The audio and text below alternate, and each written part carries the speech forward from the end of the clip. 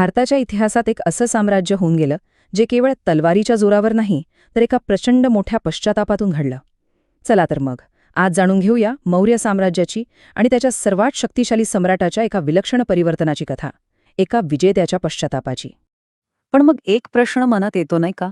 विचार करा, एका महान सम्राटानं एक प्रचंड मोठा विजय मिळवल्यावर जल्लोष करण्याऐवजी पश्चाताप का करावा? हाच तो विरोधाभास आहे जो सम्राट अशोकाच्या कथेला इतका खास आणि अविस्मरणीय बनवतो. या प्रश्नाचं उत्तर इतकं सोपं नाहीये. ते शोधण्यासाठी आपल्याला इतिहासाची पानं उलटावी लागतील. आपण बोलतोय मौर्य वंशाबद्दल, ज्यांनी विखुरलेल्या भारताला एकत्र आणून देशातलं पहिलं विशाल साम्राज्य स्थापन केलं. या साम्राज्याचा पाया रचला होता चंद्रगुप्त मौर्यांनी. मगधला आपलं केंद्र बनवून त्यांनी छोट्या छोट्या राज्यांना एकत्र आणलं आणि भारताच्या पहिल्या खऱ्याखुऱ्या साम्राज्याची स्थापना केली. ही काही साधी गोष्ट नव्हती. ही एक अभूतपूर्व राजकीय उपलब्धी होती. पण विचार करा, एवढं मोठं साम्राज्य फक्त लष्करी ताकदीवर उभं राहू शकतं का?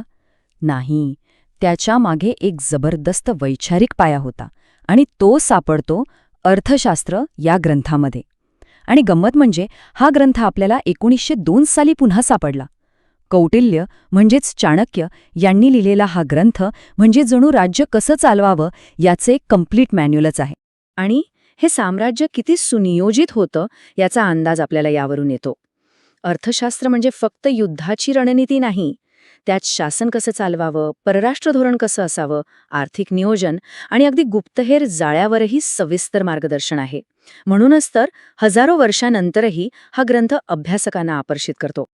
चंद्रगुप्ताने पाया रचला खरा, पण ह्या साम्राज्याला शिखरावर आणि नंतर एका पूर्णपणे नव्या दिशेला नेणारा राजा वेगळाच होता.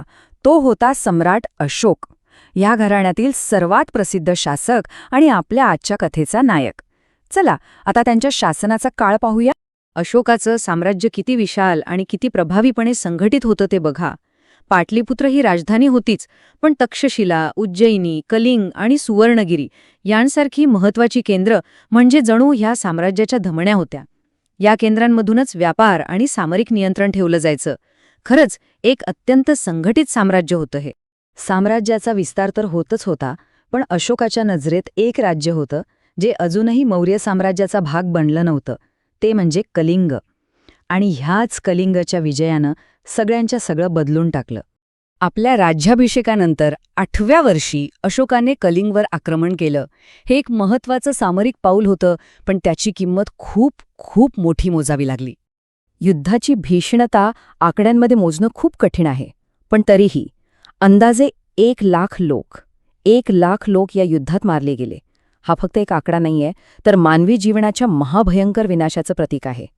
आणि हे इथेच थांबलं नाही. याहूनही अधिक म्हणजे जवळजवळ 1,50,000 लोकांना कैद करून त्यांच्या घरातून, त्यांच्या जमिनीतून हद्दपार करण्यात आलं.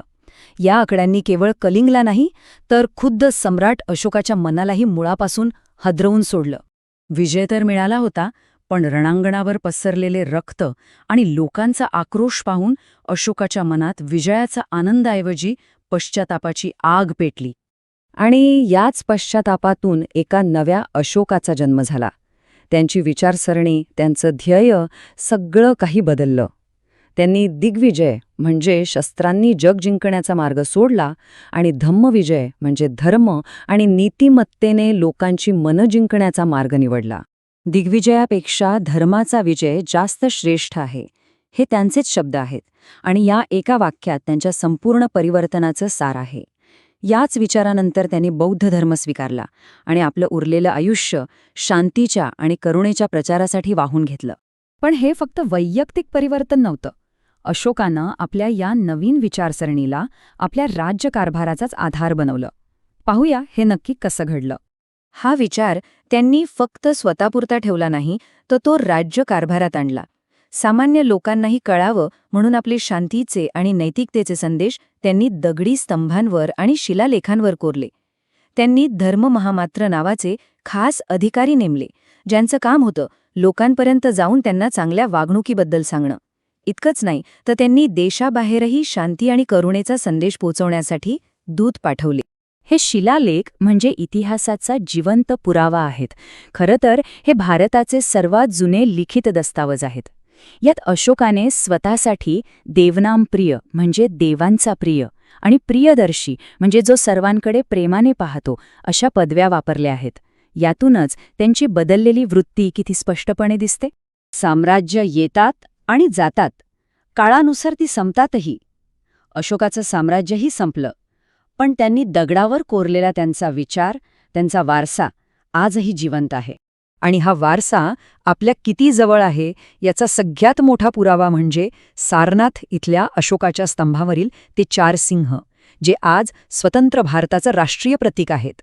जरा विचार करा, तब्बल 2300 वर्षांपूर्वीचा एका सम्राटाचा विचार, त्याचा वारसा आजही आपल्या राष्ट्रीय ओळखीचा एक अविभाज्य भाग आहे.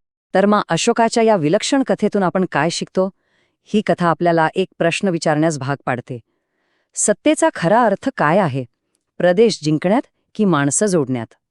एका सम्राटानं या प्रश्नाचं उत्तर पश्चातापातून शोधलं होतं. आजच्या जगात या उत्तराचं महत्त्व काय असेल हा नक्कीच विचार करण्यासारखा प्रश्न आहे.